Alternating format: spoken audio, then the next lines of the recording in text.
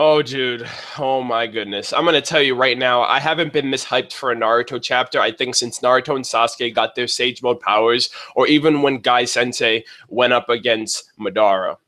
I was so freaking hyped by the amount of action and hype in this chapter. I cannot freaking wait to see this animated. I cannot wait to see this adapted into the Naruto video games. Naruto and Sasuke's battles are just getting ridiculous from last chapter, especially this chapter, in regards to the hype, in regards to the power scaling, and the next level craziness that these two are going at right now.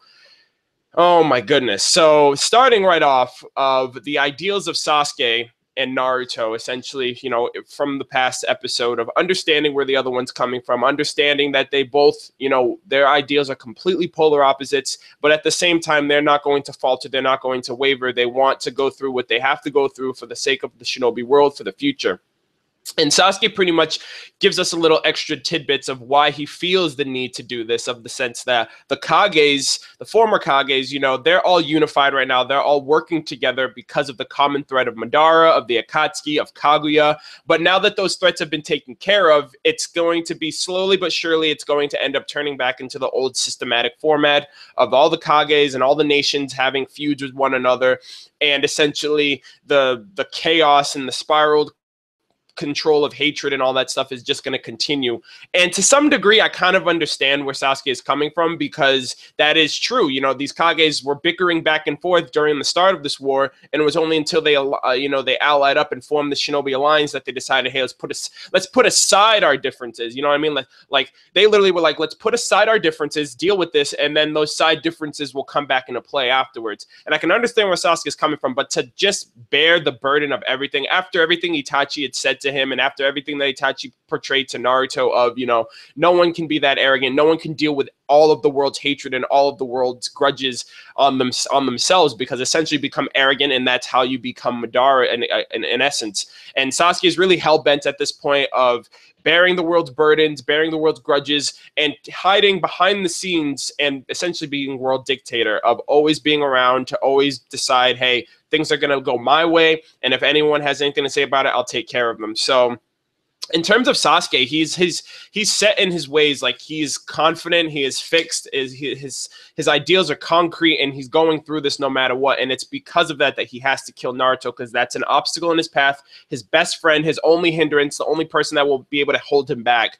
And for Naruto, we don't really understand what he's trying to do. Like, is he trying, he wants everything to be happy-go-lucky. He wants everything to be diplomatic and handled peacefully and with care and this, that, and the other. But Naruto hasn't really spewed or really given any insight as to how he's going to deal with any future influences or any feuds that might come into the future. How is Naruto going to prevent the chaos and the hatred of the world that's been thus far compared to Sasuke? Sasuke's might be a little bit irrational. It might be, you might get touchy-feely on the sense that he's going to end up killing the Kages and getting rid of the tailed beasts. But at the end of the day, his situation, his solution is a lot more concrete and a lot more plausible than anything Naruto's come up with. We did get a little hint of what Naruto might potentially have an idea of dealing, with Sasuke and everything like that at the end of the chapter. But, we still don't have any concrete ideas of what Naruto has to do. But man, after the talk no jutsu, when the two attacks just came off from one another, oh my goodness, I can't tell you the level of... I did a live reaction for this. For those of you guys who know my live reactions, go check that out. Oh my goodness. Sasuke Susanoo, dude. First and foremost, he's got a perfect Susanoo, which is on par with Madara's Susanoo, okay? The same design, the same layout, even that of, I would say, Obito's Susanoo, which was given to Kakashi. He had, the final level with the Rinnegan, power, that gave it a little bit more power scaling. But then the fact that he siphoned the tailed beast chakras and it went through another transformation, I was done. I was like, what the fuck's Naruto going to do? This is ridiculous. I can't wait to see it. And it looks so badass. It's sleek, has that badass katana. It has like a slimmer design, and I guess it's influenced with the tailed beast chakra natures that give it the manifestation on the inside, with the armor on the outside. It has the bow and arrow with the lightning arrow. That was so fucking boss. And I'm wondering right now, as the battle continues, if Sasuke Susanoo is going to be able to iterate any form of the tailed beast chakra natures, kind of like when Naruto had the tailed beast natures amongst him. he was able to use different variations of his Rasen Shuriken as well as his regular Rasengan. He was able to use like the Magma Rasen Shuriken, the Cursed Seal Rasengan, and I'm wondering if Sasuke Susanoo is going to be able to use any iterations of the chakra natures of the Tailed Beast now that they are infused with him as well. So that's what I'm really hoping for, as I believe we have 3 or 4 chapters left. I'm not entirely sure. But then Naruto also gets a power up, because it's like, all right, Sasuke gets a power up with his Susanoo, and you can't really have it one-sided with Kurama and just Naruto. So Naruto also gets a power up with getting Senjutsu. His Kurama essentially is infused with Senjutsu, and it gets the power up as well. And if you guys remember chapter 670, when we got introduced to the backstory of Ashura and Indra, this is kind of like the exact same battle of, you know, the battle of the Titans. Essentially, you had the perfect Susanoo for Indra, and you had that 3-headed, 6-armed Senjutsu creature that Ashura was using. And essentially this is that exact same iterated battle. Obviously it's Naruto and Sasuke, they're different ideals, etc. But in terms of power scaling, they are essentially on the same pinnacle and the same level as Ashura and Indra were back in the day.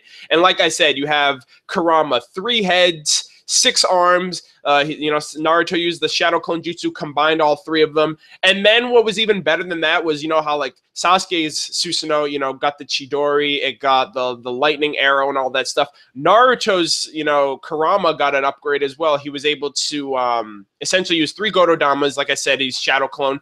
And then at the very end, with the final clash of the lightning arrow up against Kurama, it looked like, well, from the panel, one was white and one was black. So I'm guessing that it's one yin version of Rasen Shuriken and one yang version of Rasen Shuriken. I could be completely wrong on that, but that's just my personal take from a visual standpoint, because one was white, one was black, yin yang. It just makes sense. And at this point, the power scaling between Naruto and Sasuke is literally godlike. Like, these two have literally surpassed the Sage of, these two are essentially the new Sage of 6 Paths, like both of them. It's ridiculous, and I have no idea what's going to end up happening, what's going to be the aftermath of this essential final clash, even though we have 3 to 4, I want to say 3 or 4 chapters left, or 2 or 3 chapters. I don't really know. If you guys know how many chapters or when the manga is going to end, let me know. I know last week was starting the countdown, but dude, it's ridiculous how crazy this chapter was. And then the battle itself was like Dragon Ball Z status. You had them fighting in the air. You know, their clash was in the air initially, and then they took it down to the ground level, and then went back up in the air, and then you saw them like battling on different points, like different points of contact of them too. And it was just crazy. It was sick. It was ridiculous.